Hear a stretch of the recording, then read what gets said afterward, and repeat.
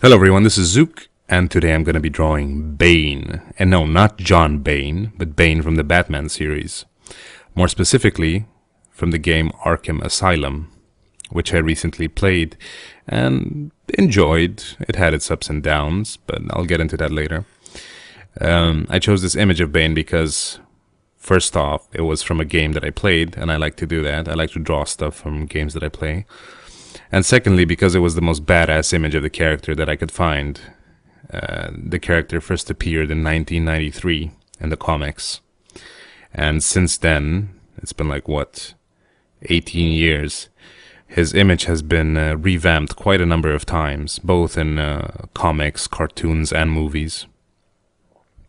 So his appearance changed a lot, but I found his Arkham Asylum version to be the most interesting and attractive and badass. So that's why I chose this one. Now, a little bit of information about the actual character, as I usually like to give. Bane was born in a prison called Peña Dura. He was the son of a revolutionary. Supposedly, later on it turns out that his dad was someone else. But his supposed dad escaped from prison, so Bane was assigned his life sentence. So he had to serve for his father's crimes. And you can imagine, growing up in prison as a kid is not easy. He apparently committed his first murder at the age of 8, when someone was trying to use him as a means to obtain information about the prison. So I'm guessing either a hostage situation or something else. I can't really think of anything. So yeah, he killed a guy and he carried around this teddy bear called Osito, which had a knife inside it. That's a cool idea. I should have done that when I was a kid. So yeah, he used that as a weapon against anyone that would try to attack him in there. And apparently Bane turned out to be a very intelligent individual. Unusually intelligent. So he was educated by a lot of the inmates that had any sort of relevant knowledge. He learned 6 languages. He learned a lot of sciences, apparently to an expert degree. So he was pretty pro. He also developed his own physical exercise routine and his own style of fighting, and he worked out a lot, so he was like super buff. And he kicked everyone's asses, and he became king of the prison. King was the word used. So he was top dog. And once the prison leadership noticed this, they chose him for an experiment with a drug that had killed previous test subjects, which all of you probably know as venom.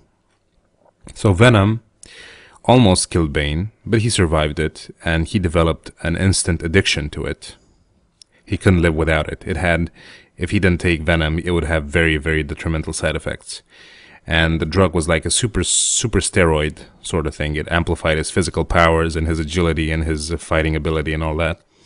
But it had to be fed directly into his brain. So this contraption was created, like the wrist device you see there, that had a hose that went straight into his skull. Obviously, the backpack device that is in this version of him is Joker's work. So that's not how he usually looks like. But anyway, eventually he escaped prison and headed towards Gotham City because he wanted to kill Batman for no apparent reason whatsoever. He just heard of Batman and thought, hey, I want to kill this guy. So yeah, he went through a lot with Batman, and at one point in time they both thought that they were brothers. So Bane moved in with him and fought alongside him, killing his, or defeating his real father, which was King Snake in the comics. I'm not sure how many of you actually follow the comics. I don't, but I like the characters and the universe, so that's why this is sort of interesting to me as well. So anyway, it turned out that they weren't brothers, and he left and then changed his mind, and he wanted to kick Batman's ass again, and they had this whole back and forth going, and you know, they just went through a lot together. But anyway, that's about all the info I have about Bane. Now I guess I should talk about the drawing a little bit.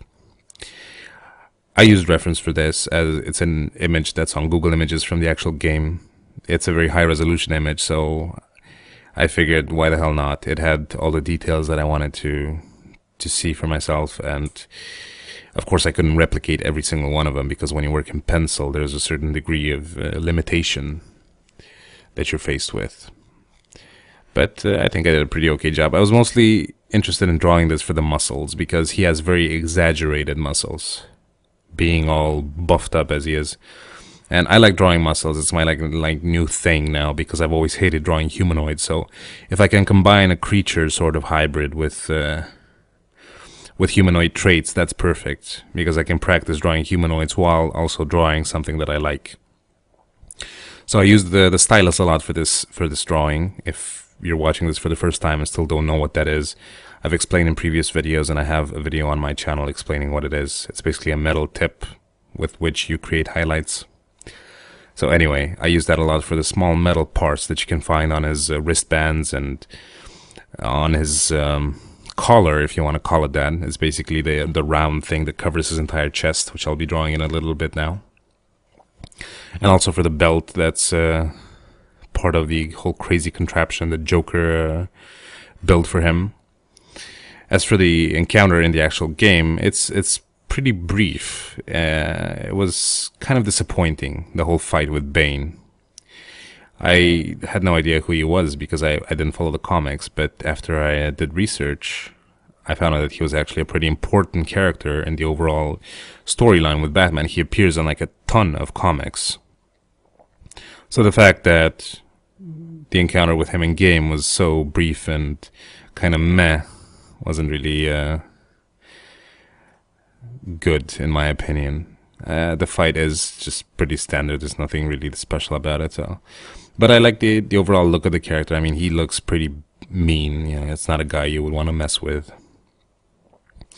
So I've gotten a lot of questions in my previous videos of people thinking that I actually start drawing without a sketch. No, I always have a framework, but I draw it in a graphite mechanical pencil, and then I erase most of it. So I just keep like very, very thin, barely noticeable lines on the paper, because I don't like having a mess that I later on have to erase. So I just prefer getting the details and the shape down in my head, and then just erasing it almost entirely, and just having a very minimal framework to start drawing on. So yeah, the camera doesn't actually pick that up. Obviously an HD real filming camera would pick it up, but no, this is just a webcam, so it's not that good. But it's there. All the sketch is there, so I'm okay, but I'm not that good. Yeah. Thanks for the compliments, though. You know, I appreciated that people actually think that I start drawing from scratch and I get all the proportions right and everything. There are very few people that can actually achieve that. It's quite a significant feat. And if there's someone there that can do that, teach me, please. That would be great. So now I'm working on the hoses that run from his head and his shoulders and his arms and basically just about every body part into the little backpack device on his back that pumps venom into him. Hoses are one of my least favorite things to draw. If you've ever seen my Marauder video, I whine a lot about drawing hoses and tubes and chains. Things that hang. I don't like things that hang. I like things that are part of the character, you know. But you gotta do what you gotta do. Now I'm drawing his helmet, I think. I'm not sure if it's a mask or a metal helmet. It should be metal because it... maybe not. Yeah, I think it's metal, actually. Very uncertain of what it is that I'm actually drawing, but yeah, sometimes it happens. Minimal details on his face, just giving the impression of his eyes there and his mouth and whatever surrounds his neck. I think it's the sort of a fabric material. I'm not sure if it goes straight on the skin. But yeah, that is Bane, or at least the Arkham Asylum version of it. So I hope you enjoyed my little lesson about DC Comics history and characters and whatnot, and I'll see you in my next video. Bye bye.